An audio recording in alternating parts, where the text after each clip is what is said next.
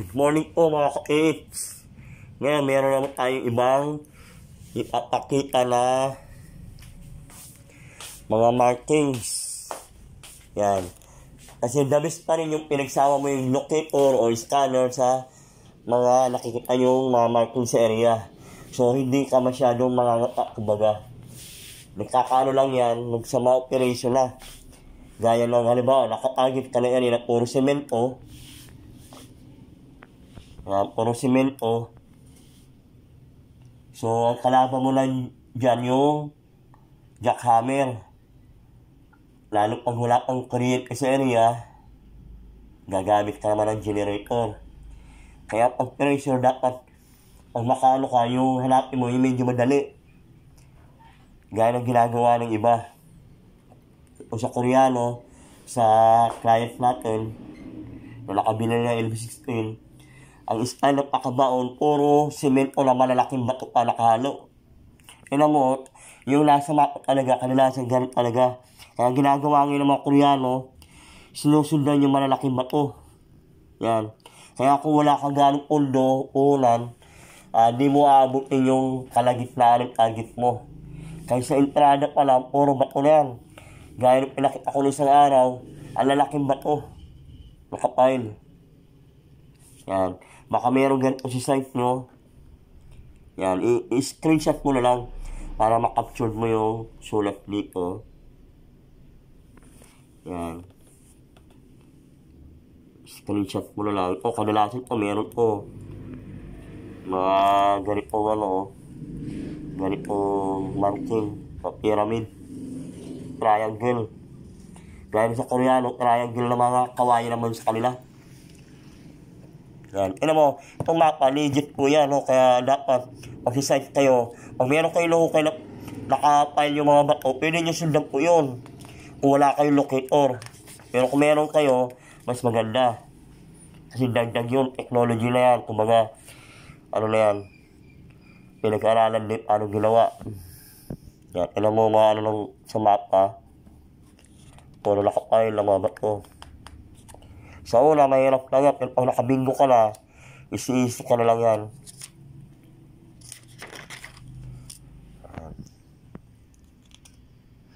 Baka meron ka pa rin sa site nyo.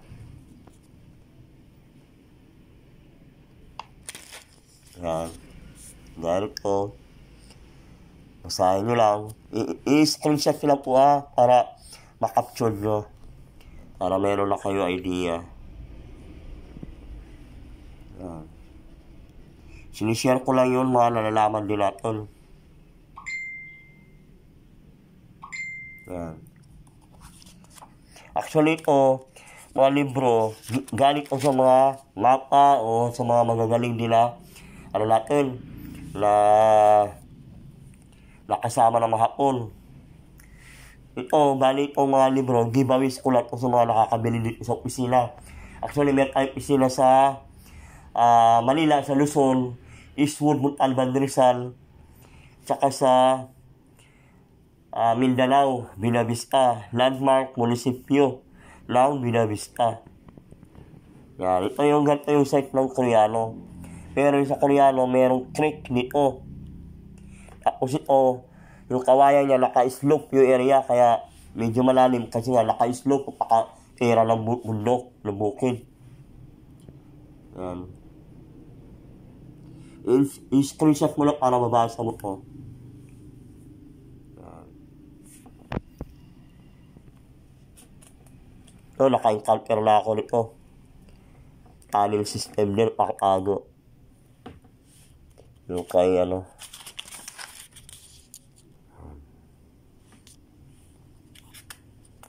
Yan. Screenshot mo lang para meron ka ng guide. Yung hindi pa nakakuha, wala pa kayo gamit, is lang, aralin nyo muna to. Kaya kung nakakuha na kayo, i-combine nyo yung dalawang ano nyo. Yung mga gamit, tsaka yung mga ganito. Yan.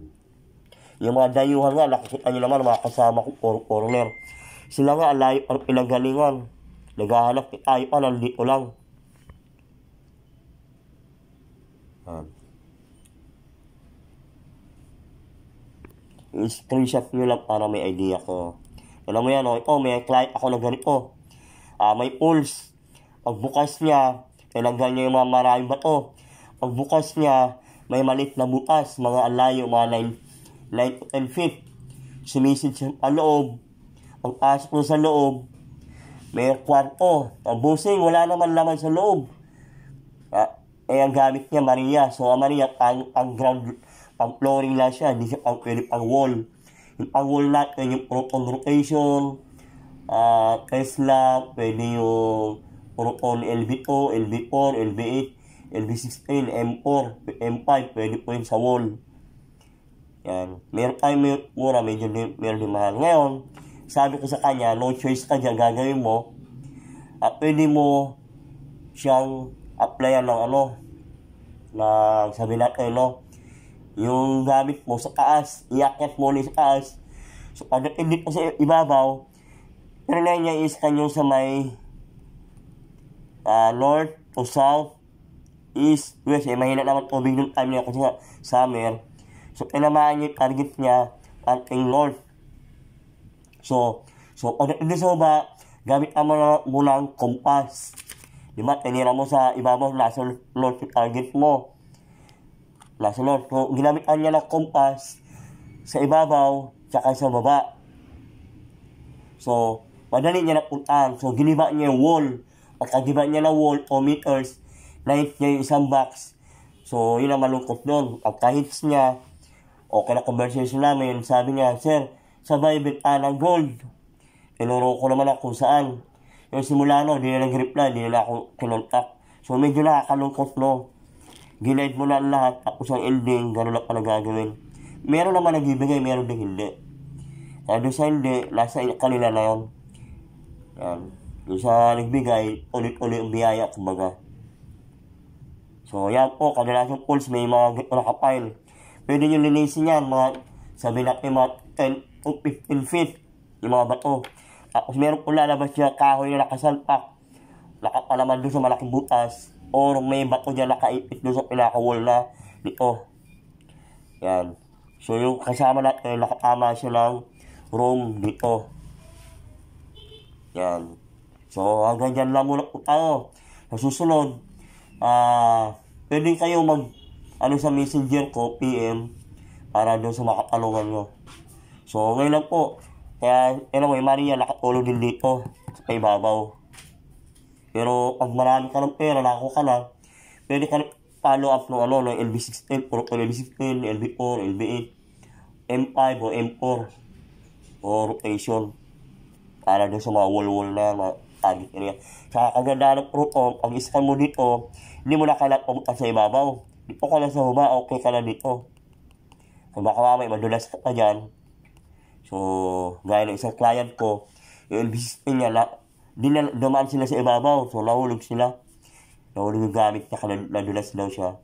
So, sayang ng niya. Diba? Yung gamit. So, ganda lang po tayo. Mga ka-tips. Mabuhay po palagi. Sama ng dasal. Kasi lahat ng bagay, hindi naman po sa atin. Lahat ng ito ay hinihiram lang natin. Kahit nga asawa natin, hiram lang din yan. Lahat po yan, magulang natin. Lahat po yan, hiram. Kasi wala naman tayo nadadala kung saan tayo pupunta. Tanging memory na lang po. Kaya laging sama ng dasal. Yung po ma-advise ko sa inyo rin. Para sa gabay natin. So, mabuhay po kayo. God bless po, mga kids.